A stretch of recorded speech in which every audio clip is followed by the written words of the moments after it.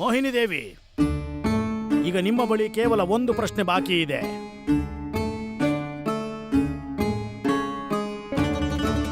ಪಂಡಿತ ರಾಮಕೃಷ್ಣ, ಈಗ ಕೇಳ್ತಿದ್ದೀನಿ ಅಂತಿಮ 9ನೇ ಪ್ರಶ್ನೆ. ಇದಾಗಿದೆ. ಅದ್ಯಾವ ಪ್ರಾಣಿ ಪ್ರಾತಃ ಕಾಲದಲ್ಲಿ 4 ಕಾಲುಗಳಿಂದ, ಮಧ್ಯಾಹ್ನದ ಸಮಯ 2 ಕಾಲುಗಳಿಂದ, ಸಂಧ್ಯಾ ಕಾಲದಲ್ಲಿ 3 ಕಾಲುಗಳಿಂದ, ಮತ್ತೆ ರಾತ್ರಿಯಲ್ಲಿ ಕಾಲಿಲ್ಲದೇನೆ ನಡೆಯುತ್ತೆ?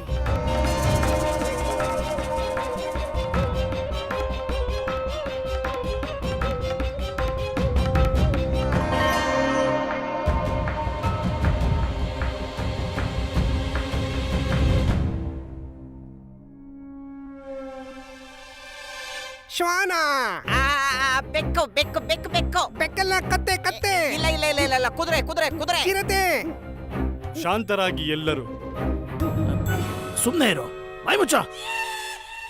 ಪಂಡಿತ್ ರಾಮಕೃಷ್ಣ, ಉತ್ತರ ನೀಡಿ.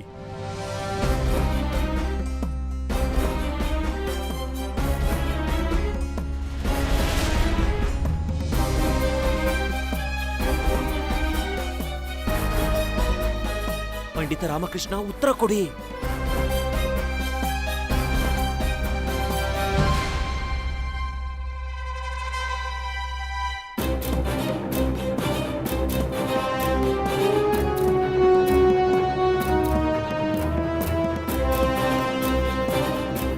ಹೇಳಿ ಹೇಳಿ ಪಂಡಿತ ರಾಮಕೃಷ್ಣ, ಹೇಳಿ ಬೇಗ. ಪಂಡಿತ್ ರಾಮಕೃಷ್ಣ, ಶೀಘ್ರವಾಗಿ ಹೇಳಿ.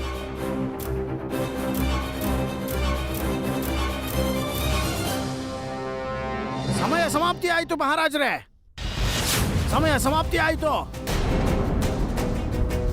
ಪಂಡಿತ್ ರಾಮಕೃಷ್ಣ, ನೀವು ಪರಾಜಿತರಾದ್ರಿ.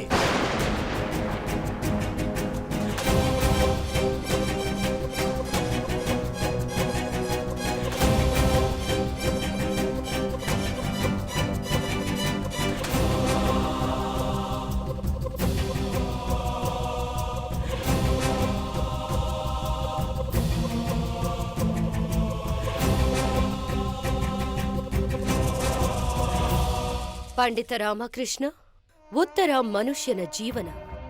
ಬೆಳಿಗ್ಗೆ ಮನುಷ್ಯನ ಜನ್ಮ ದರ್ಶನವಾಗುತ್ತೆ. ಪ್ರಾತಃ ಕಾಲದಲ್ಲಿ ಅಂದ್ರೆ ಬಾಲ್ಯ ಸಮಯ, ಆ ಸಮಯದಲ್ಲಿ ಮನುಷ್ಯ 4 ಕಾಲುಗಳಲ್ಲಿ ನಡೀತಾನೆ, ಅಂದ್ರೆ ಮೊಣಕಾಲ್ ಮೇಲೆ. ಮಧ್ಯಾಹ್ನ ಅಂದ್ರೆ ಯೌವನದಲ್ಲಿ, ಆ ಸಮಯದಲ್ಲಿ ಮನುಷ್ಯ 2 ಕಾಲಿನಲ್ಲಿ ನಡೀತಾನೆ. ಸಂಧ್ಯಾಕಾಲ ಅಂದ್ರೆ ವಯಸ್ಸಾದಾಗ, ಆ ಸಮಯದಲ್ಲಿ ಮನುಷ್ಯ 3 ಕಾಲಿನಲ್ಲಿ ನಡೀತಾನೆ, ಅಂದ್ರೆ 2 ಕಾಲು 1 ಕೋಲಿನ ಸಹಾಯದಿಂದ. ಮತ್ತೆ ರಾತ್ರಿ ಅಂದ್ರೆ ಮೃತ್ಯು ಸಮಯದಲ್ಲಿ ಮನುಷ್ಯನಿಗೆ ಕಾಲಿನ ಅವಶ್ಯಕತೆನೇ ಇರೋದಿಲ್ಲ.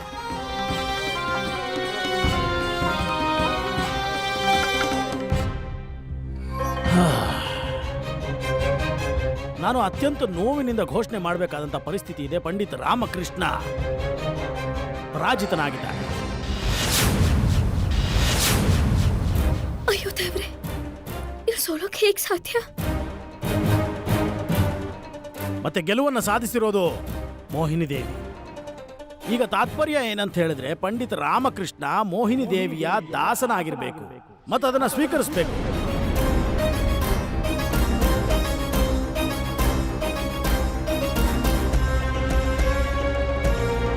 ಪಂಡಿತ್ ರಾಮಕೃಷ್ಣ, ಮಹಾರಾಜ ಶ್ರೀ ಕೃಷ್ಣದೇವರಾಯರು ನಿಮ್ಮ ಮೇಲೆ ವಿಶ್ವಾಸವನ್ನಿಟ್ಟಿದ್ರು, ಮತ್ತೆ ನೀವು ಮಹಾರಾಜರ ವಿಶ್ವಾಸವನ್ನ ಘಾಸಿಗೊಳಿಸಿದ್ದೀರಿ.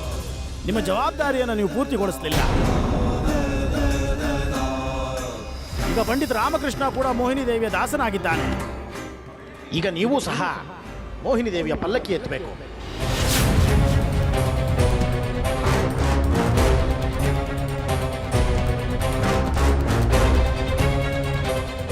ಮಹಾರಾಜರೇ, 30 ದಿನಗಳ ಕಾಲ ಈಕೆ ದಾಸರಾಗಿ ಜೀವಿಸಿದ ನಂತರವೂ ಸಹ ರಾಮಕೃಷ್ಣರವರು ಮುಖ ತೋರಿಸೋದಕ್ಕೆ ಲಾಯಕ್ಕಿಲ್ಲ. ಮತ್ತೆ ನನಗೆ ಅನಿಸ್ತಾ ಇದೆ ಅಂದ್ರೆ ಪಂಡಿತ ರಾಮಕೃಷ್ಣ ಸ್ವಯಂ ನಗರದಲ್ಲಿ ಮತ್ತು ದರ್ಬಾರ್ನಲ್ಲಿ ಓಡಾಡೋದಕ್ಕೆ ಸಾಧ್ಯ ಇಲ್ಲ. ಮತ್ತೆ ಹೌದು ಮಹಾರಾಜರೇ, ನಾವು ಸಹ ಇವರನ್ನ ತಡೆಯೋದಕ್ಕೆ ಸಾಧ್ಯ ಆಗಲ್ಲ. ಮತ್ತೆ ಅವರನ್ನ ಸಲಹೆಗಾರ ಪದವಿಯಲ್ಲಿ ಉಳಿಸ್ಕೊಳ್ಳೋಕ್ಕಾಗಲ್ಲ. ಅದೇ ಅವರ ಸ್ವಾಭಿಮಾನಕ್ಕೆ ತಕ್ಕ ಪ್ರತಿಫಲ. ಮತ್ತು ನಾವು ಅವರ ಭಾವನೆಗಳಿಗೆ ಬೆಲೆ ಕೊಡಬೇಕಾದ್ದು ಆದ್ಯ ಕರ್ತವ್ಯ. ಮತ್ತು ನಗರದ ಆಚೆ ಯಾವುದಾದ್ರೂ ಒಂದು ಕುಟೀರವನ್ನು ಮಾಡಿಕೊಂಡು ಉಳಿಯೋದಕ್ಕೆ ಅನುಮತಿಯನ್ನು ಕೊಡಬೇಕು.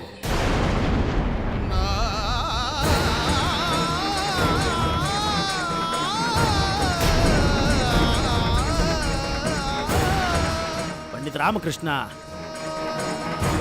ನಮ್ಮ ಮತ್ತು ಇಡೀ ವಿಜಯನಗರ ಸಾಮ್ರಾಜ್ಯದ ಸಹಾನುಭೂತಿ ನಿಮ್ಮ ಜೊತೆಯಲ್ಲಿರುತ್ತೆ.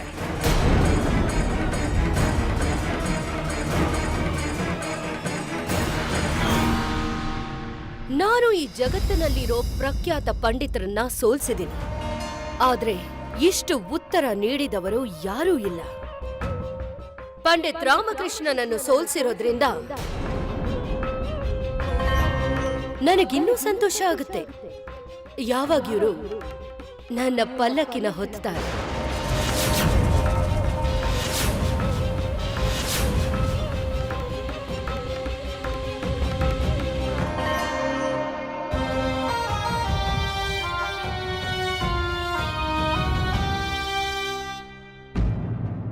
ನೀವ್ ಚಿಂತೆ ಮಾಡಬೇಡಿ, ನಾನ್ ನಿಮಗೆ ಗೌರವ ಕೊಡ್ತೀನಿ, ನಿಮ್ಮನ್ನ ಚೆನ್ನಾಗೂ ನೋಡ್ಕೋತೀನಿ, ಮತ್ತೆ ನಿಮಗೆ ನನ್ನ ಪಲ್ಲಕ್ಕಿನ ಮುಂದೆ ನಿಂತು ಎತ್ತೋದಿಕ್ಕೆ ಅವಕಾಶ ಕೊಡ್ತೀನಿ, ಸನ್ಮಾನ ಕೂಡ ಮಾಡ್ತೀನಿ.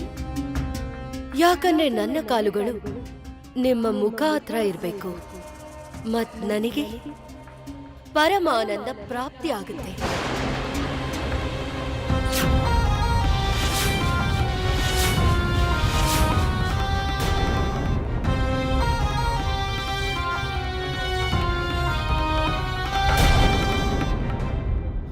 ಅಮ್ಮ ಬೇಡ, ಅಮ್ಮ ಬೇಡ, ಬಿಟ್ಬಿಡು, ಸಮಾಧಾನ ಮಾಡ್ಕೊ. ಹೌದಾ? ಓ, ಇವರೇನಾ ನಮ್ಮ ಚತುರ ವಿದ್ವಾನ್ ಪಂಡಿತ ರಾಮಕೃಷ್ಣ ಅವರ ತಾಯಿ? ನಾನ್ ಕೇಳ್ಪಟ್ಟೆ ನಿಮ್ ತಲೆ ಮೇಲೆ ಯಾವಾಗ್ಲೂ ನಿಮ್ ತಾಯಿಯ ಆಶೀರ್ವಾದ ಇರುತ್ತೆ ಅಂತ. ಆದ್ರೆ ನನಗೆ ಯೋಚನೆ ಮಾಡಿದ್ರೆ ಆಶ್ಚರ್ಯ ಆಗ್ತಿದೆ. ಯಾವ ತಾಯಿ ಆಶೀರ್ವಾದ? ಕಾಳಿ ಮಾತೆ ಅಥವಾ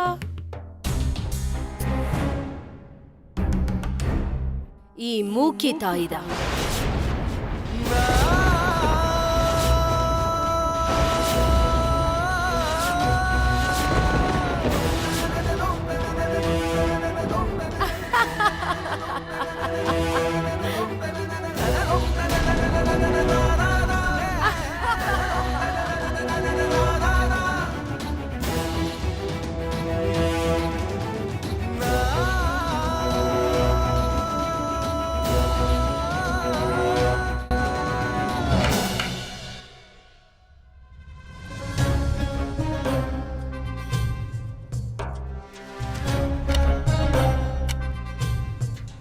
ಮೋಹಿನಿ ದೇವಿ, ಇದನ್ನು ತಗೊಳ್ಳಿ, ನಿಮ್ಮ ವಿದ್ವತ್ತಿಗೆ ಪುರಸ್ಕಾರ.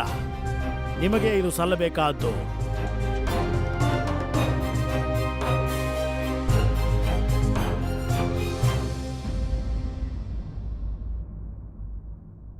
ಪಂಡಿತ ರಾಮಕೃಷ್ಣ, ನಿಮಗೆ ನೆನಪು ಮಾಡಿಸ್ತಾ ಇದ್ದೀನಿ, ಇವತ್ತಿನಿಂದ ನೀವು ನನ್ನ ದಾಸ ಮತ್ತು ನಾನು ನಿಮ್ಮ ಗುರು. ಇನ್ನೂ ನಿಂತ್ಕೊಂಡಿದ್ದೀರಾ? ನಿಮಗ್ ಕಾಣಿಸ್ತಾ ಇಲ್ವಾ? ಈ ತಟ್ಟೆನ ನಾನೇ ಹಿಡ್ಕೊಂಡಿದ್ದೀನಿ. ನೀವು ಮಾಡ್ಬೇಕಾಗಿರೋದು, ನೀವು ಈ ತಟ್ಟೆನ ತಗೊಂಡು ಪಲ್ಲಕ್ಕಿಯಲ್ಲಿ ಇಡಿ.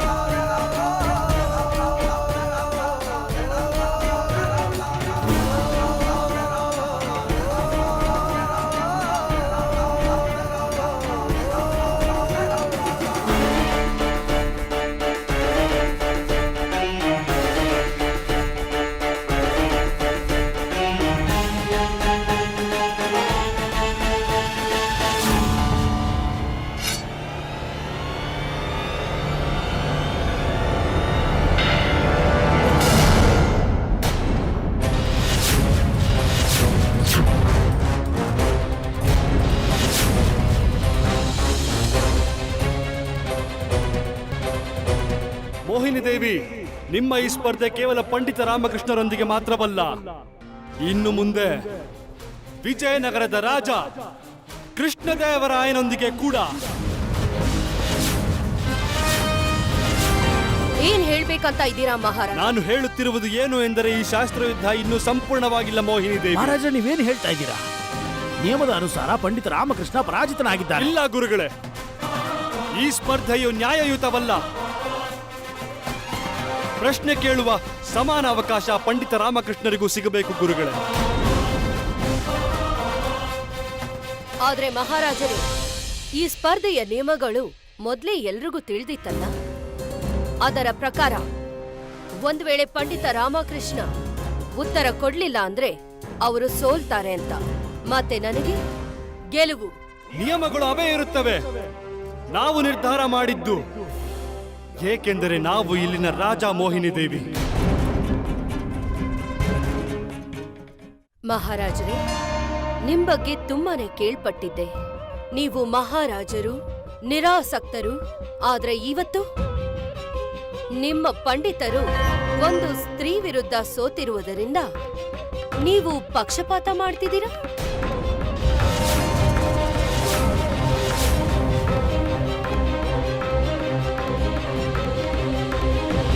ನಮ್ಮನ್ನು ಪಕ್ಷಪಾತಿ ಎಂದು ಕರೆಯುವ ದುಸ್ಸಾಹಸ. ಮೋಹಿನಿ ದೇವಿ, ನೀವು ಸ್ತ್ರೀ ಎಂದು ನಿಮ್ಮನ್ನು ಗೌರವಿಸುತ್ತಿದ್ದೇವೆ. ನಮ್ಮ ಆತ್ಮಗೌರವಕ್ಕೆ ಧಕ್ಕೆ ನೀಡುವ ಪ್ರಯತ್ನ ಮಾಡಬೇಡಿ ನೀವು. ಕೃಷ್ಣದೇವರಾಯ ನ್ಯಾಯ ಮತ್ತು ಧರ್ಮವನ್ನು ಪಾಲಿಸುವುದರಲ್ಲಿ ಪ್ರಸಿದ್ಧನು.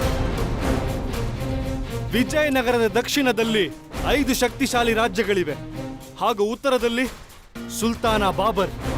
ಆದರೆ ಇವತ್ತಿನವರೆಗೂ ನಮ್ಮ ರಾಜ್ಯವನ್ನು ರಕ್ಷಿಸುವುದರಲ್ಲಿ ಯಶಸ್ವಿಯಾಗಿದ್ದೇವೆ. ಅದಕ್ಕೆ ಕಾರಣ ನಾವು ವೀರರೆಂದು ಅಲ್ಲ, ಅದಕ್ಕೆ ಕಾರಣ ನಮ್ಮ ಪ್ರಜೆಗಳ ಆಶೀರ್ವಾದ, ಅವರ ಸಹಯೋಗ ಹಾಗೂ ವಿಶ್ವಾಸವು. ನಮ್ಮ ಸಮಸ್ತ ಸಭಾ ಸದಸ್ಯರು, ನಮ್ಮ ಮಂತ್ರಿಗಳು ಹಾಗೂ ನಮ್ಮ ಪ್ರಜೆಗಳು ನಮ್ಮ ಮೇಲಿಟ್ಟಿರುವುದು. ನಮ್ಮನ್ನು ಪಕ್ಷಪಾತಿ ಎಂದು ಕರೆಯುವ ದುಸ್ಸಾಹಸ ಮತ್ತೆ ಮಾಡಬೇಡಿ.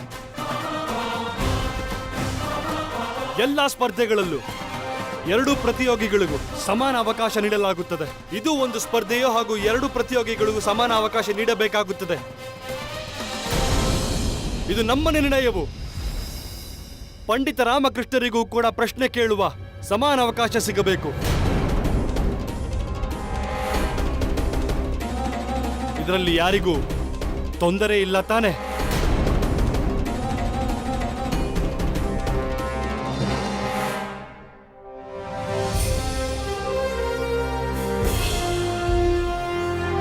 ಮುಖದ ಸೌಂದರ್ಯದೊಂದಿಗೆ ಮನಸ್ಸಿನ ಸೌಂದರ್ಯವೂ ಖಂಡಿತ ಬೇಕು ಮೋಹಿನಿ ದೇವಿ. ಸೌಂದರ್ಯವೆಂದರೆ ಗರ್ವ ಪಡುವಂಥದ್ದಲ್ಲ, ಆದರೆ ಚಿಕ್ಕವರೊಂದಿಗೆ ಸ್ನೇಹ ಹಾಗೂ ದೊಡ್ಡವರ ಬಗ್ಗೆ ಗೌರವ ಇಟ್ಟುಕೊಳ್ಳುವಂಥದ್ದು.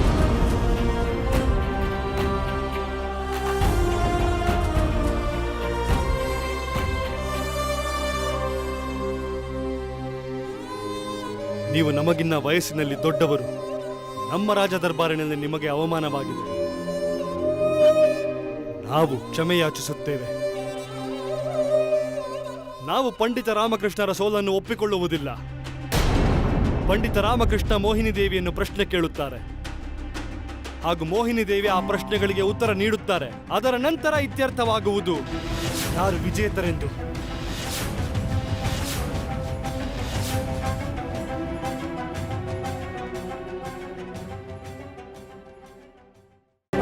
ಆದ್ರೆ ನೀವು ನಿಮ್ಮ ಪಕ್ಷ ನಿಯಮಗಳನ್ನ ನಿರ್ಧಾರ ಮಾಡುವಾಗ ಯಾಕೆ ಹೇಳಲಿಲ್ಲ? ಆದ್ರೆ ಚಿಂತೆ ಮಾಡಬೇಡಿ, ಈಗ್ಲೂ ನಿಮ್ಮ ಪ್ರಸ್ತಾವನೆಯನ್ನು ನಾನು ಸ್ವೀಕರಿಸ್ತೀನಿ. ಮಣಿ, ನೀನ್ ನೋಡ್ತಾ ಏನು? ಈ ಸ್ತ್ರೀ ಪಲ್ಲಕ್ಕಿ ಮೇಲಲ್ಲ, ನೇಣಗಂಬದಲ್ಲಿ ಹತ್ತುತ್ತಾಳೆ. ಸತ್ಯವಚನ.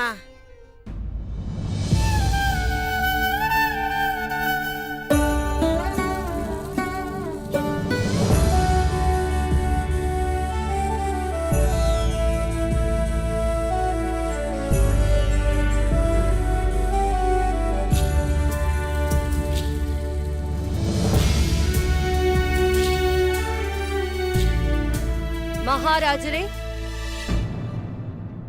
ನೀವು ನಿಯಮಗಳನ್ನ ಪರಿವರ್ತನೆ ಮಾಡ್ತಿರೋವಾಗ ಪುರಸ್ಕಾರವನ್ನ ಪರಿವರ್ತನೆ ಮಾಡ್ಬೇಕಲ್ಲ.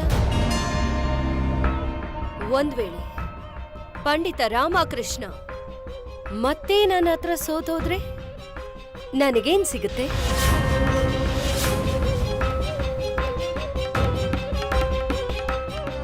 ಒಂದು ವೇಳೆ ನೀವು ರಾಮಕೃಷ್ಣನನ್ನು ಸೋಲಿಸಿದರೆ ಆಗ ನಾವು ರಾಜ ಕೃಷ್ಣದೇವರಾಯ ಸ್ವತಃ ನಮ್ಮ ಪೇಟವನ್ನು ನಮ್ಮ ಕೈಯಿಂದ ನಿಮ್ಮ ಪಾದಗಳ ಹತ್ತಿರ ಇಡುತ್ತೇವೆ.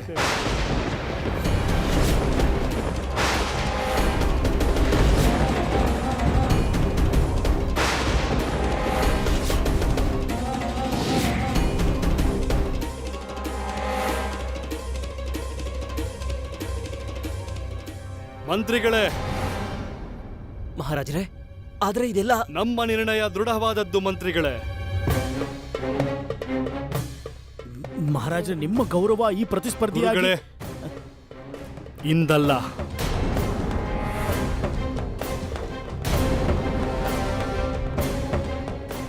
ಪಂಡಿತ್ ರಾಮಕೃಷ್ಣನಿಗೋಸ್ಕರ ಮಹಾರಾಜರು ತಮ್ಮ ಪಟ್ಟವನ್ನೇ ಪಡವಾಗಿಟ್ರ.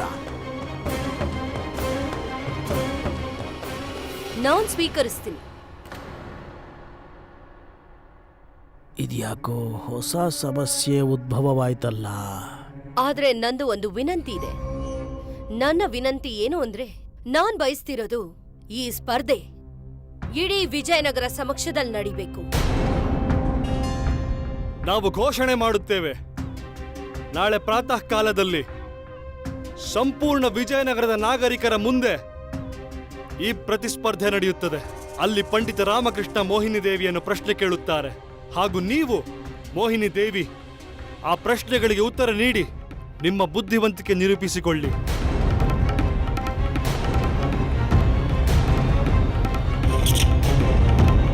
ಸಭೆಯು ಸಮಾಪ್ತವು.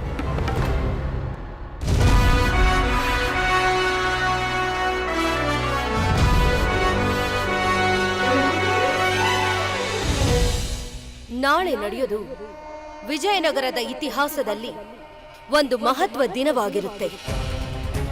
ನಾಳೆ ಮಹಾರಾಜ ಕೃಷ್ಣದೇವರಾಯರ ಪೇಟ ನನ್ನ ಕಾಲಿನ ಬಳಿ ಇರುತ್ತೆ. ಮತ್ತೆ ನೀವು ಪಂಡಿತ ರಾಮಕೃಷ್ಣ, ನೀವು ಆಗುವಿರಿ ನನ್ನ ದಾಸ, ಜೀವನ ಪೂರ್ತಿ ದಾಸ.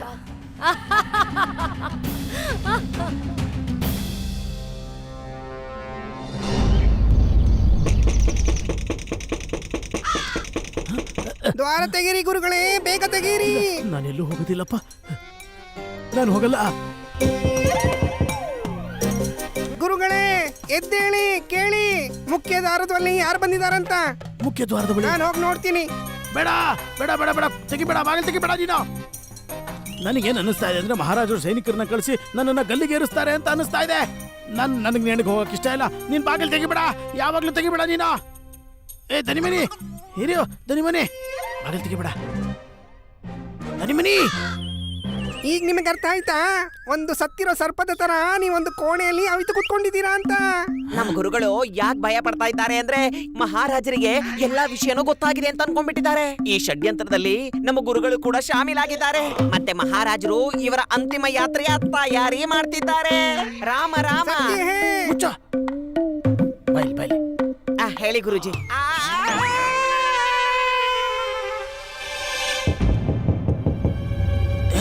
ತೆಗಿಬೇಡ, ಬಾಗಿಲು ತೆಗಿಬೇಡ ನೀನು. ಗುರುಗಳೇ, ನೀವ್ ಯಾಕೆ ಭಯಭೀತರಾಗಿದ್ದೀರಿ? ಅದ್ಯಾರೇ ಬಂದ್ರು ಅವ್ರನ್ನ ಬಾಗ್ಲ ಹೊರಗಡೆ ನಿಲ್ಲಿಸ್ತೀವಿ, ಒಳಗಡೆ ಬರೋದಿಕ್ ಬಿಡೋದಿಲ್ಲ. ಹೋಗು ಹೋಗು.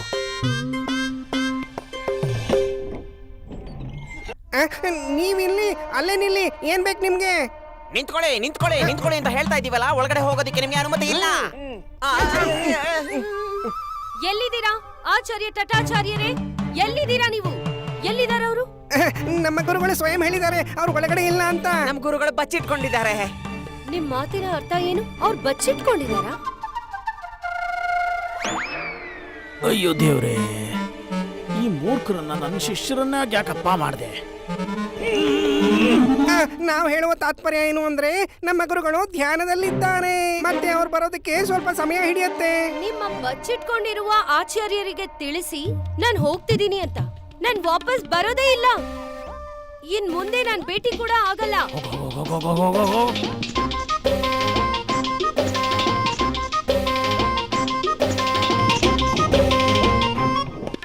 ಹಬ್ಬ ದೇವ್ರೆ, ಬಚಾವಾದೆ. ನಾನ್ ಕೇಳ್ಪಟ್ಟೆ ನಿಮ್ ತಲೆ ಮೇಲೆ ಯಾವಾಗ್ಲೂ ನಿಮ್ ತಾಯಿಯ ಆಶೀರ್ವಾದ ಇರುತ್ತೆ ಅಂತ. ಯಾವ ತಾಯಿಯ ಆಶೀರ್ವಾದ? ಕಾಳಿ ಮಾತೆ ಅಥವಾ ಈ ಮೂಕಿ ತಾಯಿದ? ಒಂದು ವೇಳೆ ನೀವು ರಾಮಕೃಷ್ಣರನ್ನು ಸೋಲಿಸಿದರೆ ಆಗ ನಾವು ರಾಜ ಕೃಷ್ಣದೇವರಾಯ ಸ್ವತಃ ನಮ್ಮ ಕೈಯಿಂದ ನಮ್ಮ ಪೇಟವನ್ನು ನಿಮ್ಮ ಪಾದಗಳಿಗೆ ಸಮರ್ಪಿಸುತ್ತೇವೆ.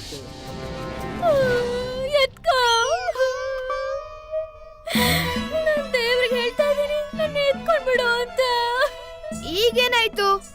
ನನ್ನಿಂದನೇ ಇದೆಲ್ಲ ಆಗಿದ್ದು. ರಾಮ ಮೊದ್ಲೇ ಹೇಳಿದ್ದ ನನ್ನಿಂದನೇ ಅವ್ನು ಸೋತ್ ಹೋಗ್ತಾನೆ ಅಂತ.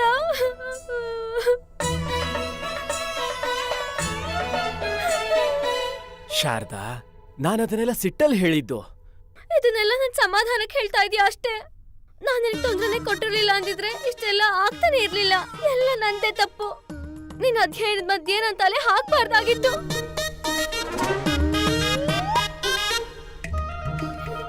ಅಮ್ಮ, ಮತ್ತೊಮ್ಮೆ ತೋರ್ಸಿ. ನನ್ ಕಣ್ಣಲ್ಲಿ ನೀರ್ ತುಂಬಿಕೊಂಡಿದ್ಯಲ್ಲ, ನನ್ಗೇನು ಕಾಣಿಸ್ತಾನೆ ಇಲ್ಲ ಈಗ. ಅಯ್ಯೋ, ಈಗ ಅಮ್ಮನ್ಗೆ ಯಾವ ಧ್ಯಾನ ಮಾಡೋಕ್ ಹೇಳ್ತಿದ್ಯಾ? ಸರಿ ನಿಲ್ಸು, ಸುಮ್ನಿರು. ನಾನ್ ನಿನ್ನನ್ನ ಕ್ಷಮಿಸಿದೀನಿ. ನನ್ನ ಕ್ಷಮಿಸಿದ್ಯಾ ಅಂದ್ರೆ ನನ್ನಿಂದ ತಪ್ಪಾಗಿದೆ ಅಂತ. ಯಾವಾಗ್ಲೂ ಕ್ಷಮಿಸ್ತಾನೆ ಇರ್ತೀಯ. ನೀನೆಷ್ಟು ಒಳ್ಳೆಯವನು, ನಾನೇ ದುಷ್ಟಳು.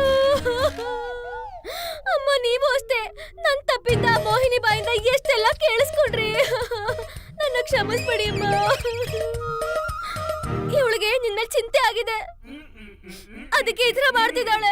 ಅವಳ ಬಗ್ಗೆ ಚಿಂತೆ ಮಾಡ್ಬೇಡ, ನಾನು ಅವಳನ್ನ ನೋಡ್ಕೋತೀನಿ. ನೀನ್ ಹೋಗಿ ಅಧ್ಯಯನ ಮಾಡು, ಅಲ್ಲೇ ನಿಂಗೆ ಸಿಗೋದು ಶಾಂತಿ. ಶಾಂತಿ? ಯಾವ ಶಾಂತಿ? ಅಲ್ಲಿ ವಾತಾವರಣ ಶಾಂತವಾಗಿರುತ್ತೆ. ಹೌದಾ? ಆರಾಮಾಗಿ ಅಧ್ಯಯನ ಮಾಡು, ಹೋಗು. ತಾಯಿ ಕಾಳಿಯ ಆಶೀರ್ವಾದ ನಿನ್ ಮೇಲಿದೆ.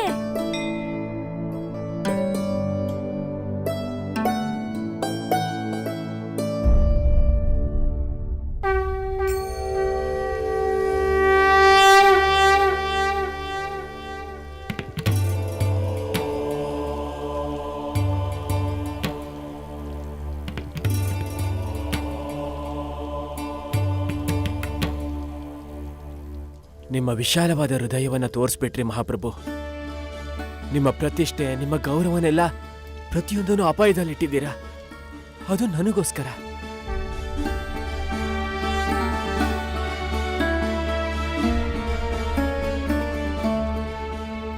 ಈ ಬಾರಿ ಸುಮ್ಮನೆ ಕೂತ್ಕೊಳ್ಳುವಂತ ಸಮಯ ಅಲ್ಲ ಅಮ್ಮ.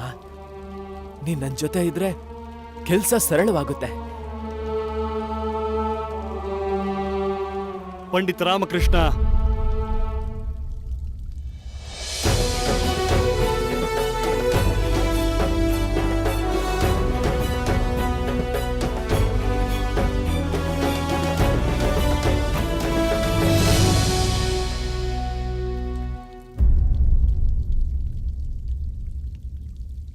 ಮಹಾಪ್ರಭು, ನೀವು ಇಲ್ಲಿ, ಅದು ಈ ಸಮಯದಲ್ಲಿ? ಜೈ ದುರ್ಗಾ ಮಾತೆ. ನಮಗೆ ಅರ್ಥವಾಗುತ್ತದೆ ಪಂಡಿತ ರಾಮಕೃಷ್ಣ. ಇಂದು ರಾಜದರಬಾರಿನಲ್ಲಿ ನಡೆದ ಘಟನೆಗಳ ನಂತರ ನಿಮ್ಮ ಧ್ಯಾನ ನಿಯಂತ್ರಣ ಮಾಡುವುದರಲ್ಲಿ ಬಹುಶಃ ನಿಮಗೆ ಕಷ್ಟವಾಗಬಹುದು. ಹಾಗಾಗಿ ನಿಮ್ಮ ಸಹಾಯ ಮಾಡಲು ಬಂದೆವು. ನಿಮಗೆ ಅಭ್ಯಂತರವಿಲ್ಲದಿದ್ದರೆ ಮಾತ್ರ. ನಾನು ನಿಮ್ಮ ಹತ್ರ ಕ್ಷಮೆ ಕೇಳ್ತಿದ್ದೀನಿ ಮಹಾಪ್ರಭು. ನಾನಿವತ್ತು ದರ್ಬಾರ್ನಲ್ಲಿ ಸೋತು ನಿಮ್ಮನ್ನ ಈ ಪರಿಸ್ಥಿತಿಗೆ ತರೋ ತರ ಆಯ್ತು. ಪಂಡಿತ ರಾಮಕೃಷ್ಣ, ನಮಗೆ ಬಹಳ ಚೆನ್ನಾಗಿ ಗೊತ್ತು ನೀವು ಎಷ್ಟು ಬುದ್ಧಿವಂತರು. ನಾವು ಎಂದಿಗೂ ಕೂಡ ಒಂದು ಕ್ಷಣವೂ ಕೂಡ ನಿಮ್ಮ ಯೋಗ್ಯತೆಯ ಬಗ್ಗೆ ಅನುಮಾನ ಪಟ್ಟಿಲ್ಲ. ನೀವು ನಮ್ಮ ಅಭಿಮಾನವು. ನೀವು ಸೋತಿಲ್ಲ, ಆದರೆ ಆ ಸ್ಪರ್ಧೆಯು ಅನುಚಿತವಾದದ್ದು. ಆದ್ರೆ ಮಹಾಪ್ರಭು, ಒಂದ್ ವೇಳೆ ನಾಳೆನೂ ಸೋತ್ಬಿಟ್ರೆ ಅನರ್ಥ ಆಗೋಗುತ್ತೆ. ಅಸಂಭವವು ಪಂಡಿತ ರಾಮಕೃಷ್ಣ, ಅಸಂಭವವು. ಅಸಂಭವವು. ಹೇಗೆ ಒಂದು ಅಕ್ಕಸಾಲಿಗನಿಗೆ ತನ್ನ ರತ್ನಗಳ ಬಗ್ಗೆ ವ್ಯತ್ಯಾಸ ಗೊತ್ತಿರುತ್ತದೆ, ಅದೇ ರೀತಿ ಒಂದು ರಾಜ ತನ್ನ ಸಮಸ್ತ ಪ್ರಜೆಗಳಿಂದ ಅವನ ರತ್ನವನ್ನು ಹುಡುಕಿ ತೆಗೆಯುತ್ತಾನೆ. ವ್ಯತ್ಯಾಸ ಗೊತ್ತಿರುತ್ತದೆ. ನಿಮ್ಮ ಮೇಲೆ ಸಂಪೂರ್ಣ ವಿಶ್ವಾಸವಿದೆ ಪಂಡಿತ ರಾಮಕೃಷ್ಣ. ಆದ್ರೆ ಮಹಾಪ್ರಭು, ಆ ಮೋಹಿನಿ ಅವಳು ತುಂಬಾ ಬುದ್ಧಿವಂತೆ. ನಿಶ್ಚಿಂತರಾಗಿರಿ. ಹಾಗೂ ನೆನಪಿರಲಿ, ಮಿನುಗುವ ಎಲ್ಲ ವಸ್ತುಗಳು ಚಿನ್ನವಾಗಿರುವುದಿಲ್ಲ. ಮೋಹಿನಿ ಕೂಡ ಅಲ್ಲ. ಇದೇ ನಾಳೆ ದರ್ಬಾರಿನಲ್ಲಿ ನೀವು ನಿರೂಪಿಸಬೇಕಾದದ್ದು ಪಂಡಿತ ರಾಮಕೃಷ್ಣ.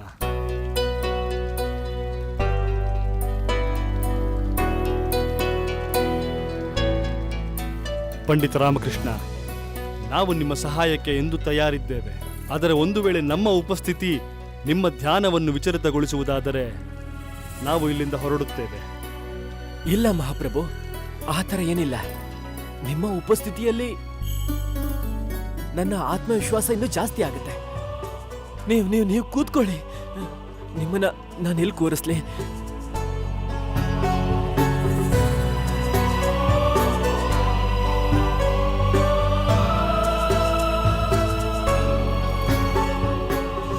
ಕೂತ್ಕೊಳ್ಳಿ ಮಹಾಪ್ರಭು.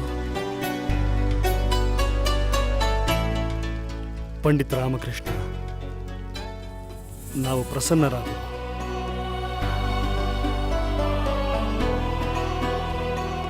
ನೀವು ಕುಳಿತುಕೊಳ್ಳಿ. ನೀವು ನೋಡಿ ಮಹಾಪ್ರಭು, ನಿಮ್ಮ ಸಹಾಯದಿಂದ ಮತ್ತೆ ಅಮ್ಮನ ಆಶೀರ್ವಾದದಿಂದ ನಾಳೆ ನಾನೇ ಗೆಲ್ತೀನಿ. ಭಲೆ ಭಲೆ. ಅಭ್ಯಾಸ ಪ್ರಾರಂಭಿಸೋಣವೇ? ಖಂಡಿತವಾಗ್ಲೂ.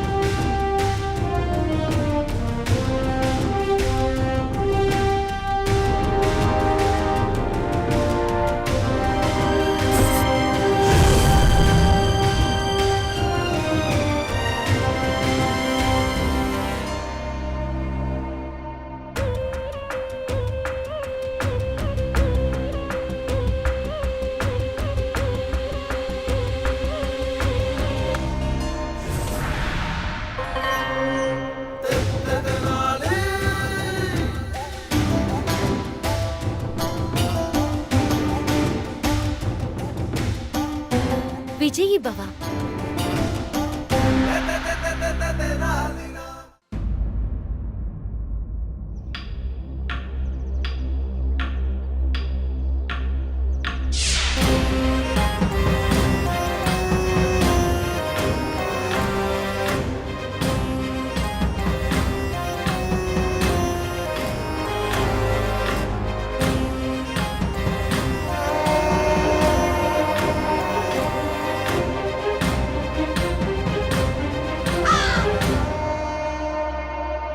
ಎಲ್ರೂ ಬಂದಾಯ್ತು. ಪಂಡಿತ ರಾಮಕೃಷ್ಣ ಯಾಕೆ ಬಂದಿಲ್ಲ?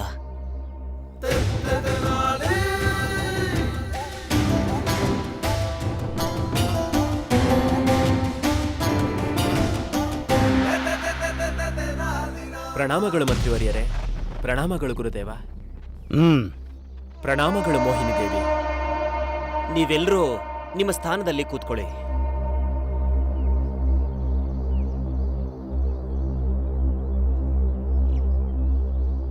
ಮಹಾರಾಜ ಕೃಷ್ಣದೇವರಾಯರಿಗೆ ಮಹಾರಾಜ ಕೃಷ್ಣದೇವರಾಯರಿಗೆ ಮಹಾರಾಜ ಕೃಷ್ಣದೇವರಾಯರಿಗೆ ಮಹಾರಾಜ ಕೃಷ್ಣದೇವರಾಯರಿಗೆ ಮಹಾರಾಜ ಕೃಷ್ಣದೇವರಾಯರಿಗೆ ಮಹಾರಾಜ ಕೃಷ್ಣದೇವರಾಯರಿಗೆ ಮಹಾರಾಜ ಕೃಷ್ಣದೇವರಾಯರಿಗೆ.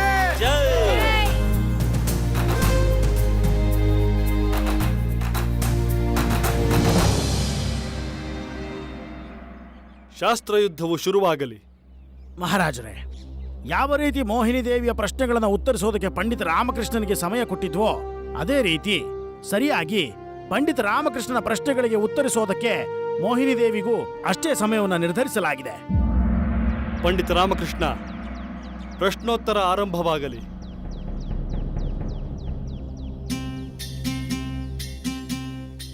ಮೋಹಿನಿ ದೇವಿ, ನನ್ನ ಮೊದಲನೇ ಪ್ರಶ್ನೆ, ನಾನು ಎಷ್ಟು ಬೆಳೀತಾ ಹೋಗ್ತೀನೋ ನೀವು ಅಷ್ಟು ನೋಡೋದು ನನ್ನನ್ನ ಕಮ್ಮಿ ಆಗತ್ತೆ. ನಾನ್ ಯಾರು?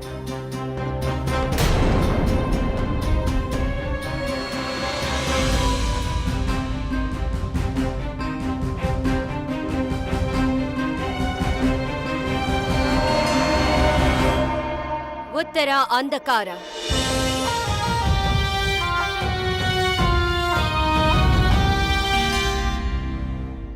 ಸರಿಯಾಗಿದೆ.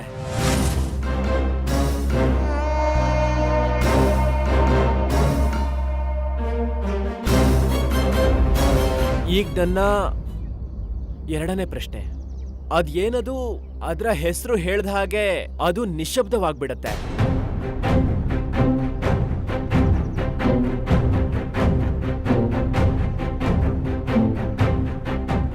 ದಯವಿಟ್ಟು ಮತ್ತೆ ಪ್ರಶ್ನೆ ಕೇಳಿ. ಅದೇನದು ಅದರ ಹೆಸರು ಹೇಳ್ತಾ ಇದ್ದ ಹಾಗೆ ಅದು ನಿಶ್ಶಬ್ದವಾಗತ್ತೆ ಅಂತ. ಇದೆಂತ ಪ್ರಶ್ನೆ? ವಿಶ್ವದಲ್ಲಿ ಆ ರೀತಿ ಯಾವತ್ತೂ ಆಗಲ್ಲ. ಗುರುಗಳೇ, ನಿಮ್ಮ ಮಾನಸಿಕ ಪರಿಸ್ಥಿತಿ ಸರಿ ಇದೆಯೋ ಇಲ್ವಾ? ರಾಮನ ಹೆಸರನ್ನ ತಗೋತಿದ್ದ ಹಾಗೆ ನಿಶ್ಶಬ್ದ ಆಗುತ್ತೆ.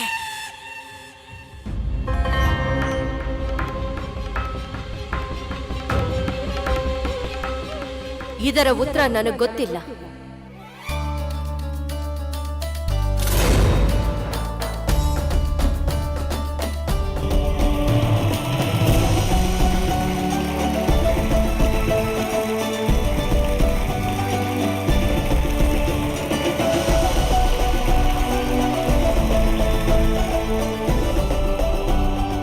ಉತ್ತರವೇ ಮೌನ, ಅಂದ್ರೆ ಶಾಂತಿ. ಈ ಪಂಡಿತ ರಾಮಕೃಷ್ಣ ಗೆದ್ದೇ ಬಿಟ್ನಲ್ಲಪ್ಪ. ಶಾಂತಿನಾ? ಆದ್ರೆ ಇದ್ಯಾವ ಥರದ ಪ್ರಶ್ನೆ? ನೀವ್ ಯಾವಾಗ್ಲೇ ಶಾಂತಿ ಹೇಳಿದ್ರು ಶಾಂತಿ ಭಂಗವಾಗುತ್ತದೆ. ನನ್ ಕೂಡ ಗೊತ್ತಿತ್ತು, ನಾನು ನಿಮ್ ಪರೀಕ್ಷೆ ಮಾಡ್ತಿದ್ದೆ ಅಷ್ಟೇ. ಪಂಡಿತ ರಾಮಕೃಷ್ಣ, ಅದ್ಭುತ. ಮೋಹಿನಿ ದೇವಿ, ನೀವು ಪ್ರಶ್ನೆಗೆ ಉತ್ತರ ನೀಡಲಾಗಲಿಲ್ಲ, ಅಂದರೆ ನೀವು ಸೋತು ಹೋದಿರಿ. ನಿಮಗೆ ಸ್ವೀಕಾರವೇ ಈ ಸೋಲು? ಪ್ರಭು, ಕ್ಷಮಿಸಿ, ಆದ್ರೆ ನನ್ನ ಕಡೆಯಿಂದ ಅವರಿಗೆ ಇನ್ನೊಂದು ಅವಕಾಶನ ಕೊಡ್ಬೇಕಾಗುತ್ತೆ. ನಾನು ಕೂಡ ಇವರ ಅಂತಿಮ ಪ್ರಶ್ನೆಗೆ ಉತ್ತರ ಕೊಡೋದಕ್ಕೆ ಅಸಮರ್ಥನಾಗಿದ್ದೆ. ಅತ್ಯಂತ ನಿಷ್ಪಕ್ಷಪಾತ ಯೋಚನೆ ಪಂಡಿತ ರಾಮಕೃಷ್ಣ. ಮೋಹಿನಿ ದೇವಿ, ಈ ಅವಕಾಶನ ಕಳ್ಕೋಬೇಡ. ಪಂಡಿತ ರಾಮಕೃಷ್ಣ, ನೀನು ಸ್ವತಃ ನಿನ್ನ ಕಾಲಿನ ಮೇಲೆ ಕಲ್ಲು ಎಳ್ಕೊಂಡೆ. ಇವಾಗ ನೋಡ್ತೀನಿ ನಾನೇನ್ ಮಾಡ್ತೀನಿ ಅಂತ.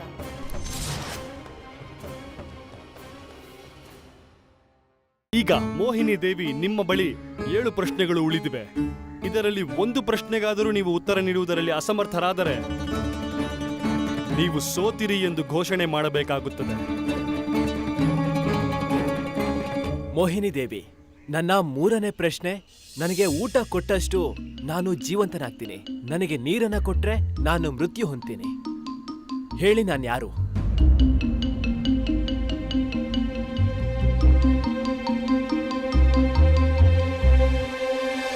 ಇದರ ಉತ್ತರ ನನಗೆ ಗೊತ್ತಿಲ್ಲ.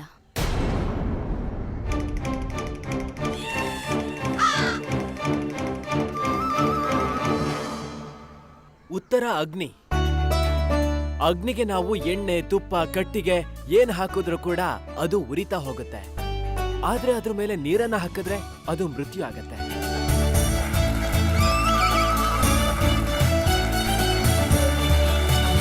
ಮಹಾಪ್ರಭು, ನೀವೇ ನೋಡಿದ್ರಿ, ಮೋಹಿನಿ ದೇವಿಯವರು ನನ್ನ 2 ಪ್ರಶ್ನೆಗಳಿಗೆ ಉತ್ತರ ಕೊಡೋದಕ್ಕೆ ಆಗ್ಲಿಲ್ಲ. ಅದ್ರ ಅರ್ಥ ವಿಜೇತ ನಾನಾಗಿದ್ದೀನಿ. ಏನು ಗುರುವರ್ಯ, ನಾನ್ ಸತ್ಯ ಹೇಳ್ದೆ ಅಲ್ವಾ? ಹಾ, ಸತ್ಯ ಸತ್ಯ, ನೀವು ಹೇಳಿದ್ದು ಸತ್ಯ. ಪಂಡಿತ ರಾಮಕೃಷ್ಣ ಗೆದ್ದಿದ್ದಾನೆ. ಮತ್ತೆ ನನ್ನ ಮಾತಿನ ತಾತ್ಪರ್ಯ ಏನಂದ್ರೆ ಮೋಹಿನಿ ದೇವಿ ಅವರು. ಮೋಹಿನಿ ದೇವಿ ನಮ್ಮ ಅತಿಥಿ, ಅಷ್ಟೊಂದು ನಿಷ್ಠುರರಾಗಬೇಡಿ. ನೀವೇನ್ ಹೇಳ್ಬೇಕು ಅಂತಿದ್ರ ಪಂಡಿತ ರಾಮಕೃಷ್ಣ? ನಾವು ನಮ್ಮ ಅತಿಥಿಗೆ ಇನ್ನೊಂದು ಅವಕಾಶವನ್ನ ಕೊಡ್ಲೇಬೇಕು.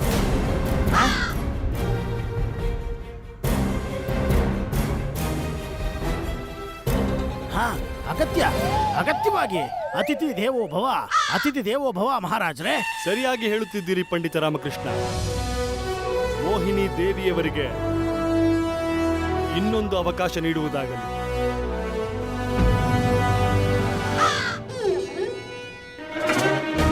ಮತ್ತೊಂದು ಅವಕಾಶ?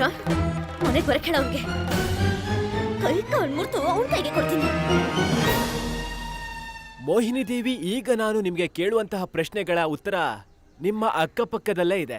ಅದು ಈ ಜಾಗದಲ್ಲೇ. ನನ್ನ ಶರೀರದಲ್ಲಿ 2 ಭಾಗ ಇದೆ, 2 ಕೂಡ ಬೇರ್ಪಟ್ಟಿದೆ. ನಾನೆಷ್ಟು ಸ್ಥಿರತೆಯಿಂದ ಇರ್ತೀನೋ ಅಷ್ಟು ವೇಗವಾಗಿ ಓಡುತ್ತೆ. ಹೇಳಿ ನಾನು ಯಾರು ಅಂತ.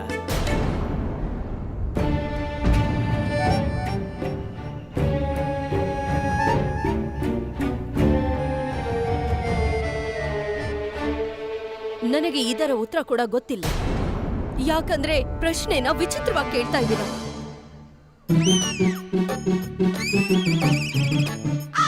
ಪಂಡಿತ ರಾಮಕೃಷ್ಣ, ನೀವು ಹೇಳಿದ್ರಿ ಈ ಪ್ರಶ್ನೆಗೆ ಉತ್ತರ ರಾಜಸಭೆಯಲ್ಲಿ ಇದೆ. ನಮಗೂ ತಿಳ್ಕೊಳ್ಳೋ ಆಸೆ ಇದೆ. ಏನದು? ಗುರುವರಿಯರೇ, ಈ ಪ್ರಶ್ನೆಯ ಉತ್ತರವನ್ನ ನಿಮ್ಮ ಪಕ್ಕದಲ್ಲೇ ಇಟ್ಕೊಂಡಿದ್ದೀರಾ. ಅದ್ಯಾ ಗಡಿಯಾರ.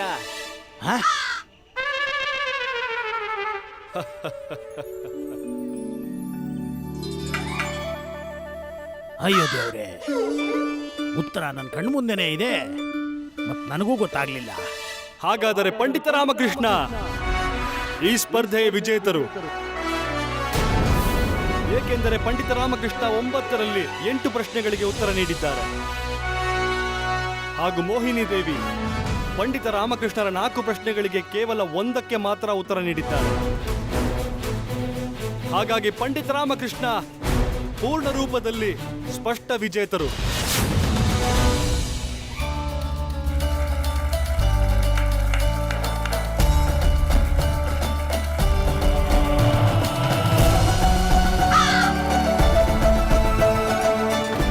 ಇಲ್ಲ, ಇದು ನ್ಯಾಯನೇ ಅಲ್ಲ. ಪಂಡಿತ ರಾಮಕೃಷ್ಣ ಬೇಕು ಅಂತಲೇ ಕಠಿಣವಾದ ಪ್ರಶ್ನೆಗಳನ್ನ ಕೇಳಿದ್ದಾರೆ. ಇದರ ಉತ್ತರ ಕೇವಲ ಅವ್ರ ಹತ್ರ ಮಾತ್ರ ಇದೆ. ಈ ಪ್ರಕಾರ ಯಾರು ಬೇಕಾದ್ರೂ ಪ್ರಶ್ನೆ ಕೇಳಿ ವಿಜೇತರಾಗ್ಬೋದಲ್ವಾ? ಆದ್ರೆ ನಿಮಗೂ ಕೂಡ ವಿಜೇತ ಅಂತ ಹೇಳೋದು ಅನುಚಿತವಾಗಿದೆ ಮೋಹಿನಿ ದೇವಿ. ಯಾಕೆ ಅಂದ್ರೆ ನೀವು ಪ್ರಶ್ನೆಗಳನ್ನ ಕೇಳಿದ್ದು ನಿಮಗೆ ಮಾತ್ರ ಉತ್ತರ ಗೊತ್ತಿತ್ತು. ಆದ್ರೆ ಇದ್ಯಾಕೆ ನೀವು ಸರಿ ನಾನು ತಪ್ಪು ಅಂತ? ಇದೆಂತ ನ್ಯಾಯ ಹೇಳಿ? ನಾನು ಹಾಗಾದ್ರೆ ಹೇಗ್ ಸೋತೆ? ಮೋಹಿನಿ ದೇವಿ, ಇದ್ದಕ್ಕಿದ್ದಾಗೆ ನೀವು ಪ್ರತಿಸ್ಪರ್ಧಿಯ ಮೇಲೆ ದಾಳಿ ಮಾಡಿದಾಗ ಇದರಿಂದ ನಿಮ್ಮ ವಿದ್ವತ್ ಹೇಗ್ ಗೊತ್ತಾಗುತ್ತೆ ಹೇಳಿ? ಸರಿ, ನಾನ್ ನಿಮ್ಗೆ ಇನ್ನೊಂದು ಅವಕಾಶವನ್ನ ಕೊಡ್ತೀನಿ. ಸಂಪೂರ್ಣ ನಿಷ್ಪಕ್ಷಪಾತವಾಗಿ ಒಂದ್ ವೇಳೆ ಈ ಬಾರಿ ನೀವು ವಿಜೇತರಾದ್ರೆ ನಾನು ಜೀವನ ಪರ್ಯಂತ ನಿಮ್ಮ ದಾಸನಾಗಿರ್ತೀನಿ.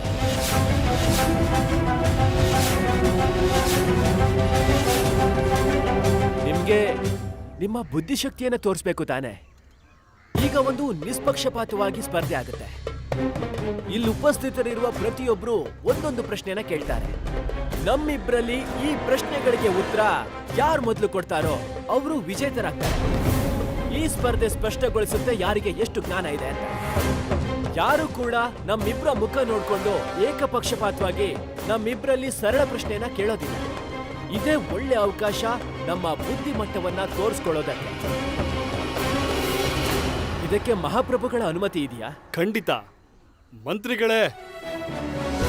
ಸರಿ ಮಹಾರಾಜ.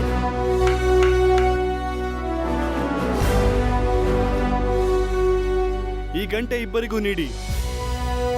ಪ್ರಶ್ನೆ ಕೇಳಿದ ನಂತರ ಯಾರು ಮೊದಲು ಈ ಗಂಟೆ ಬಾರಿಸುತ್ತಾರೋ ಅವರಿಗೆ ಆ ಪ್ರಶ್ನೆಗೆ ಉತ್ತರ ನೀಡುವ ಅವಕಾಶ ಸಿಗುತ್ತದೆ.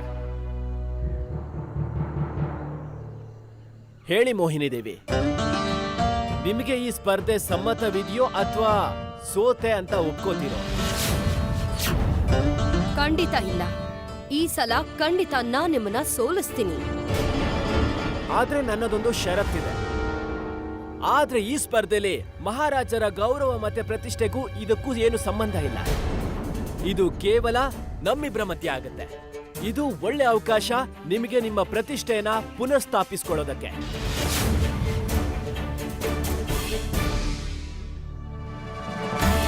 ಆಗಲಿ, ಇದು ಕೇವಲ ನನ್ನ ಮತ್ತೆ ನಿಮ್ಮ ಮಧ್ಯ ಇರುತ್ತೆ. ಮಂತ್ರಿಗಳೇ, ಮೊದಲನೇದಾಗಿ ನೀವು ಇವರನ್ನು ಪ್ರಶ್ನೆ ಕೇಳಿ. ಎಲ್ಲ ಜನರು ನನ್ನನ್ನ ಅಪೇಕ್ಷೆ ಪಡ್ತಾರೆ, ಆದ್ರೆ ನನ್ನನ್ನ ಎದುರಿಸೋದಿಕ್ಕೆ ಅವರು ಭಯ ಬೀಳ್ತಾರೆ. ನಾನು ಯಾರು? ಉತ್ತರ ಸತ್ಯ. ನಿಮ್ಮ ಉತ್ತರ ಸರಿಯಾಗಿದೆ. ಆಚಾರ್ಯರೇ, ಮುಂದಿನ ಪ್ರಶ್ನೆ ನೀವು ಕೇಳಿ. ಹಾ, ಅದೆಂಥ ಜಾಲ. ಮನುಷ್ಯ ಅದರ ಬಗ್ಗೆ ತಿಳ್ಕೊಳ್ಳದೆ ಇದ್ರೂ ಸಹ ಹೋಗದಲ್ಲಿ ಸಿಕ್ಕಾಕೋತಾನೆ.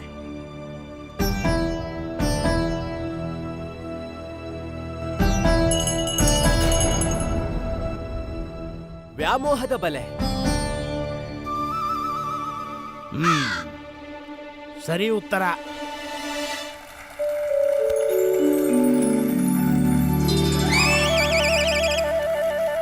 ಅಮ್ಮನವರೇ, ಮುಂದಿನ ಪ್ರಶ್ನೆ ನೀವು ಕೇಳಿ. ಅದೇನದು?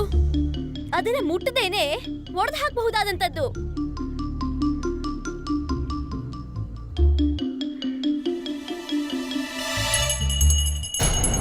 ಮಾತು.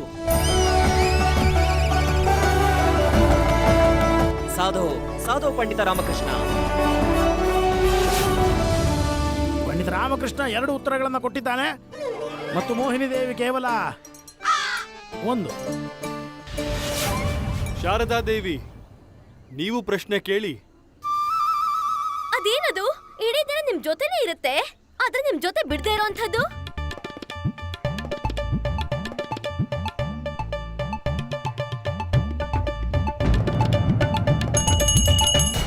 ಉತ್ತರ ನೆರಳು. ನಿಮ್ಮ ನೆರಳು ಯಾವತ್ತೂ ನಿಮ್ಮನ್ನ ಬಿಟ್ಟು ಹೋಗೋದಿಲ್ಲ. ಸರಿಯಾದ ಉತ್ತರ.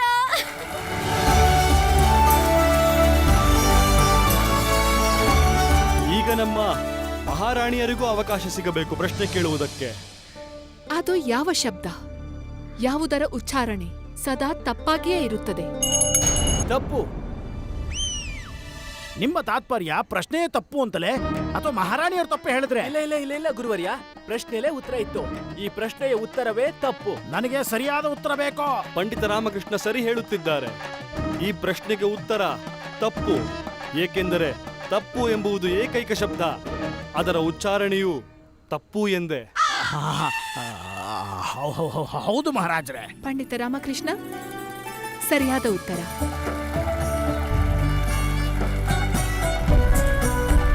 ಪಂಡಿತ ರಾಮಕೃಷ್ಣ ಇಲ್ಲಿವರೆಗೂ ಉತ್ತರ ಕೊಟ್ಟಿದ್ದಾನೆ 4ಕ್ಕೆ ಮತ್ತು ಮೋಹಿನಿ ದೇವಿ ಅವರು 1.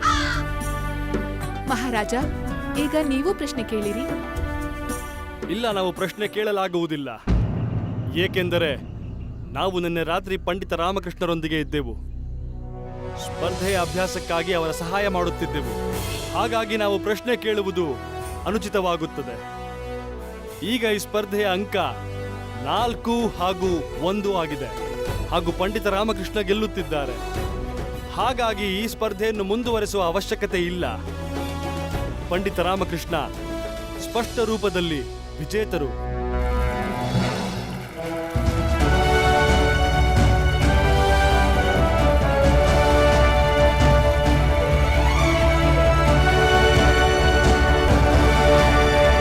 ನಾನು ಈ ಸ್ಪರ್ಧೆನ ಒಪ್ಕೊಳ್ಳೋದೇ ಇಲ್ಲ. ಇದು ನ್ಯಾಯೋಚಿತ ಅಲ್ಲ. ಇಲ್ಲಿರೋ ಎಲ್ರು ಪಂಡಿತ ರಾಮಕೃಷ್ಣನಿಗೆ ಗೊತ್ತಿರೋರು, ಅವ್ರ ಜೊತೆಗೆ ಇರೋರು ಒಬ್ಬ ವ್ಯಕ್ತಿ, ಅವರಿಗೆ ಪರಿಚಯ ಇಲ್ದಿರೋನು. ಅವ್ರ ಪ್ರಶ್ನೆ ಮಾಡ್ಲಿ, ಒಂದ್ ವೇಳೆ ಅವ್ರ ಪ್ರಶ್ನೆಗೆ ಉತ್ತರ ಕೊಡ್ಲಿಲ್ಲ ಅಂದ್ರೆ ಆಗ ನಾನು ನನ್ನ ಸೋಲನ್ನ ಒಪ್ಕೊಳ್ತೀನಿ.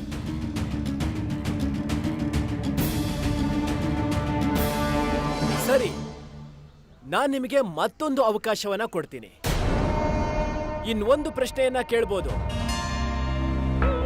ಒಂದ್ ವೇಳೆ ಈ ಉತ್ತರವನ್ನ ಮೋಹಿನಿ ದೇವಿ ಕೊಟ್ಟು ನಾನು ಕೊಡ್ಲಿಕ್ಕೆ ಆಗ್ಲಿಲ್ಲ ಅಂದ್ರೆ ನಾನು ಖಂಡಿತವಾಗ್ಲೂ ನನ್ನ ಸೋಲನ್ನ ಒಪ್ಕೋತೀನಿ. ನಾನು ಇಲ್ಲೇ ಆ ಕ್ಷಣವೇ ಮೋಹಿನಿ ದೇವಿಯವರ ಮಾತಿನಂತೆ ನಾನು ಅವರ ದಾಸನಾಗ್ತೀನಿ.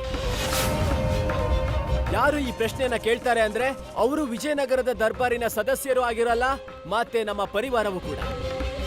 ಮಹಾಪ್ರಭು, ನಾನ್ ನಿಮ್ಮ ಹತ್ರ ಕೇಳ್ಕೊತಾ ಇದ್ದೀನಿ, ಈ ಸ್ಪರ್ಧೆ ಸ್ಪಷ್ಟ ಸ್ಪರ್ಧೆ ಯಾವಾಗ ಆಗತ್ತೆ ಅಂದ್ರೆ ಅದು ಆ 8 ಪಂಡಿತರು ಯಾರು ಮೋಹಿನಿ ದೇವಿಯರ ಪಲ್ಲಕ್ಕಿಯನ್ನು ಎತ್ತುತ್ತಾರೋ ಅವರಲ್ಲಿ ಯಾರಾದ್ರೂ ಒಬ್ರು ಪ್ರಶ್ನೆಯನ್ನ ಕೇಳಿ. ಒಂದ್ ವೇಳೆ ಮೋಹಿನಿ ದೇವಿಯವರು ಆ ಪ್ರಶ್ನೆಗೆ ಉತ್ತರವನ್ನ ಕೊಟ್ರೆ ನಾನು ಸೋತೆ ಅಂತ ಒಪ್ಕೋತೀನಿ. ಮತ್ತೆ ಇದು ಮೋಹಿನಿ ದೇವಿಯವರಿಗೆ ಅಂತಿಮ ಅವಕಾಶ. ಪಂಡಿತ ರಾಮಕೃಷ್ಣ ಅವನ ಚಿತೆಯನ್ನು ಅವನೇ ಸರಿ ಮಾಡ್ಕೊಂತಿದ್ದಾನೆ. ಗೆದ್ದಿದ್ದ ಆರಾಮಾಗಿ, ಈಗ ಅವನು ಹೆಚ್ಚು ಬುದ್ಧಿ ಉಪಯೋಗಿಸಿ ಪರಾಜಿತನಾಗ್ತಾನೆ. ಸ್ವೀಕರಿಸ್ತೀನಿ. ಸಂಜೆ ಸಮಯದಲ್ಲಿ ಮಹಾಪಂಡಿತರು ಪ್ರಶ್ನೆ ಕೇಳೋದಿಕ್ಕೆ ಅನುಮತಿ ಕೊಡಲಾಗುತ್ತೆ.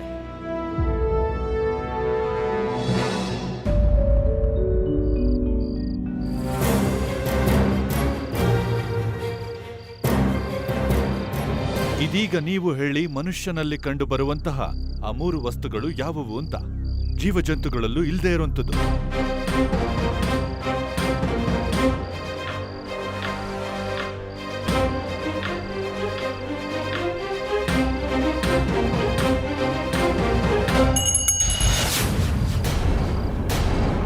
ಪಂಡಿತ ರಾಮಕೃಷ್ಣ, ಬೌದ್ಧಿಕ ಶಕ್ತಿ, ಕಲ್ಪನಾ ಶಕ್ತಿ ಮತ್ತೆ ವಾಣಿ ಶಕ್ತಿ.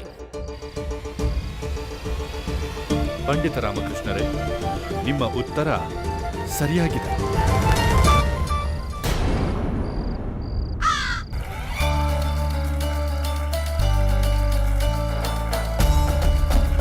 ಅದ್ಭುತ ಪಂಡಿತ ರಾಮಕೃಷ್ಣ, ಅದ್ಭುತ.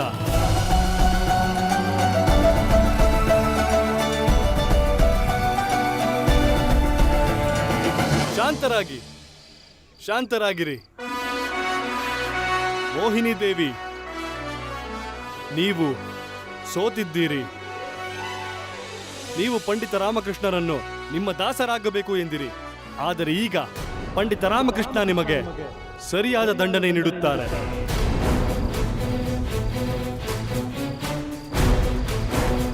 ಮೋಹಿನಿ ದೇವಿ, ನೀವು ನಿಮ್ಮ ಬುದ್ಧಿವಂತಿಕೆಯನ್ನ ಬಳಸ್ಕೊಂಡು ಇಲ್ಲಿರೋ ಎಲ್ಲರನ್ನ ಮೂರ್ಖರನ್ನಾಗಿ ಮಾಡಿದ್ರಿ.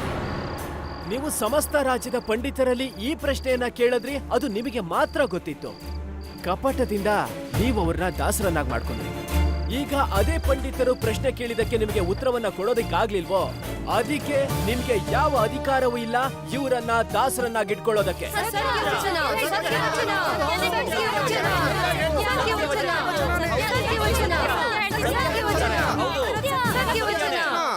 ನೆನ್ಪಿಟ್ಕೊಳ್ಳಿ, ಈ ಸಮಾಜದಲ್ಲಿ ಇದಕ್ಕಿಂತ ದೊಡ್ಡ ಮೂರ್ಖ ಯಾರೂ ಇಲ್ಲ. ಅವರು ಈ ತರ ಯೋಚಿಸ್ತಾರೆ, ನನಗೆ ಪ್ರಪಂಚದ ಎಲ್ಲ ವಿಚಾರಗಳು ಗೊತ್ತಿದೆ ಅಂತ.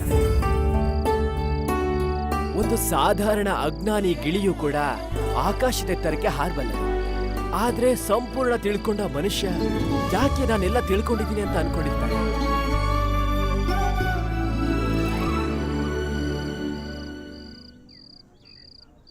ನೀವು ಹೇಳಿದ್ರಿ ಅಲ್ವಾ, ಪ್ರೀತಿ ನವರಸದಲ್ಲಿರುತ್ತೆ.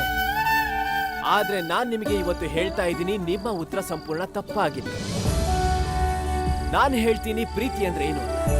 ಮಹಾಪ್ರಭು, ಪ್ರೀತಿ ಅಂದ್ರೆ ಯಾವ ಭಾವನೆ ಇರುತ್ತೆ ಅಂದ್ರೆ ಯಾವ ವ್ಯಕ್ತಿಗೂ ಕೂಡ ಯಾವುದೇ ಪ್ರತೀಕ್ಷೆಯನ್ನ ಮಾಡದೆ, ಯಾವುದೇ ರೀತಿಯ ಲಾಭ ನಷ್ಟ ನೋಡದೆ ಸುಖ ನೀಡೋದು, ಆನಂದವನ್ನ ನೀಡೋದು, ಖುಷಿ ಕೊಡೋದು.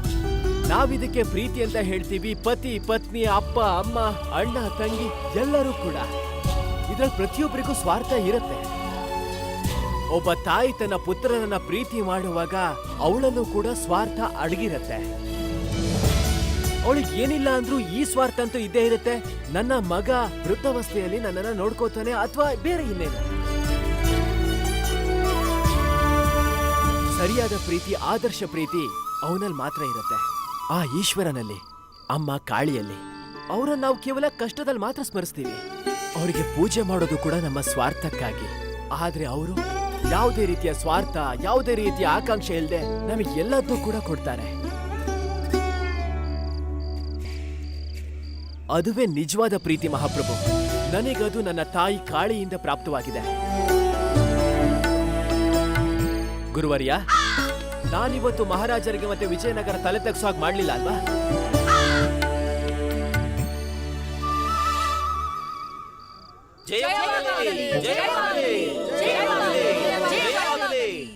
ಪಂಡಿತ ರಾಮಕೃಷ್ಣ, ನಾವು ನಿಮಗೆ ಶುಭಾಶಯಗಳು ತಿಳಿಸುತ್ತೇವೆ. ಕೇವಲ ಇದಕ್ಕಾಗಿ ಅಲ್ಲ, ನೀವು ಈ ಸ್ಪರ್ಧೆ ಗೆದ್ದಿರೆಂದು. ಇನ್ನೊಂದು ಕಾರಣವೆಂದರೆ ನೀವು ಈಗ ಎಲ್ಲರಿಗೂ ಪ್ರೀತಿಯ ಅರ್ಥ ಹೇಳಿದಿರಿ. ಹಾಗೂ ನೀವು ವಿಜಯನಗರದ ಗೌರವವನ್ನು ಕಾಪಾಡಿದಿರಿ. ದೇವಿ ಮೋಹಿನಿ, ನಿಮಗೆ ಬೌದ್ಧಿಕ ಶಕ್ತಿ ಮತ್ತೆ ಕಲ್ಪನಾ ಶಕ್ತಿ ಕೂಡ ಇಲ್ಲ. ಯಾಕೆಂದ್ರೆ ನಿಮಗೆ ಕಲ್ಪನೆನೂ ಕೂಡ ಮಾಡಕ್ಕಾಗ್ಲಿಲ್ಲ. ಇಷ್ಟು ವಿದ್ವಾನ ಜ್ಞಾನಿಗಳನ್ನ ಬಂದಿಯಾಗಿಸಿ ಅವರ ಮಾತುಗಳನ್ನು ಕೂಡ ಕಡಿತಗೊಳಿಸಿ ನೀವು ಎಷ್ಟು ದೊಡ್ಡ ಅಪರಾಧ ಮಾಡಿದ್ದೀರಾ ಅಂತ.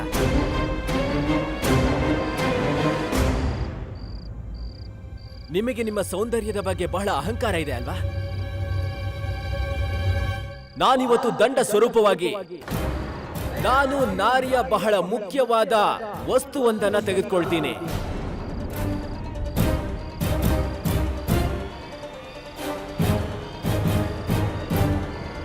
ನಿಮ್ಮ ಕೂದಲು.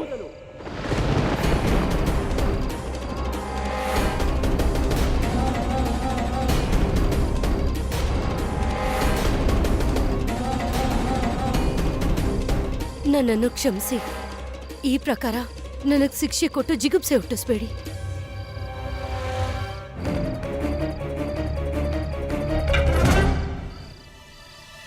ಕೇಶ ಕೇವಲ ಸ್ತ್ರೀಯ ಸೌಂದರ್ಯಕ್ಕೋಸ್ಕರ ಇರೋದಿಲ್ಲ. ಕೇಶ ಅನ್ನೋದು ಸ್ತ್ರೀಯ ಗೌರವ. ನನಗ್ ಗೊತ್ತೇ ಇರ್ಲಿಲ್ಲ ನಾನ್ ಕೊಟ್ಟ ಸಂಸ್ಕಾರ ಇಷ್ಟು ಚಿಕ್ಕದು ಅಂತ. ಒಬ್ಬ ಸ್ತ್ರೀಗೆ ಗೌರವ ಕೊಡೋದ್ ಕೂಡ ನಿನಗ್ ಗೊತ್ತಿಲ್ಲ. ನೀನು ನನ್ ಮಗನೇ ಆಗಿದ್ರೆ ಮೋಹಿನಿ ಅವರನ್ನ ಈ ಶಿಕ್ಷೆಯಿಂದ ಮುಕ್ತಗೊಳಿಸು. ಅವರನ್ನ ಕ್ಷಮಿಸ್ಬಿಡು.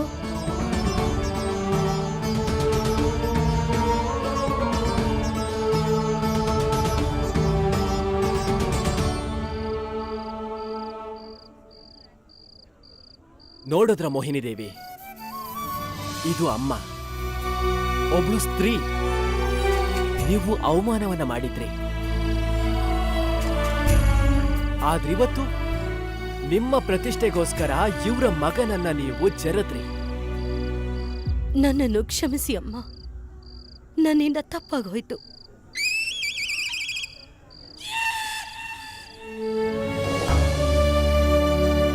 ಪಂಡಿತ ರಾಮಕೃಷ್ಣ, ಇಂದು ನಿಮ್ಮ ಕಾರಣವಾಗಿ ಬೇರೆ ಪಂಡಿತರಿಗೂ ಮುಕ್ತಿ ಸಿಕ್ಕಿದೆ.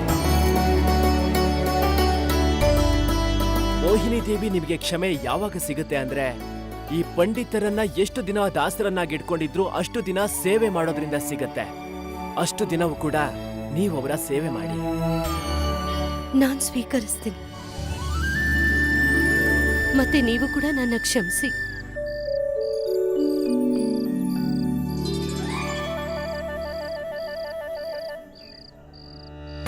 ಮಹಾರಾಜ, ನನ್ನ ಅಹಂಕಾರ ಹಾಗೂ ಕ್ರೂರ ನಡವಳಿಕೆಗೆ ನಿಮ್ಮ ಹತ್ರ ಕ್ಷಮೆ ಕೇಳ್ತೀನಿ. ನನ್ನನ್ನು ಕ್ಷಮಿಸಿ.